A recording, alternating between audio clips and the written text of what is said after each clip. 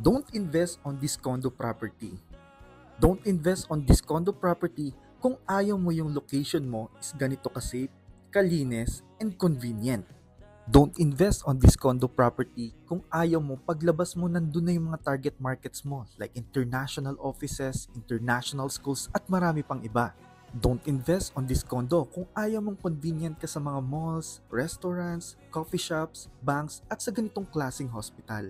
And don't invest on this property kung ayaw mo ganito kaganda yung finish ng property mo na meron ng mga included na washer and dryer, microwave oven, ganito na yung finish ng kitchen mo, may 2 induction cooktop, may range hood, ganito na yung laboratory at a lots of cabinets. Huwag kang mag-invest dito kung ayaw mo ng built-in fridge. Dahil ang lahat ng ito ay investment na pwede mong pagkakitaan. If you wanna know more, this is Jared Bangdai and welcome to Buhay Ahente.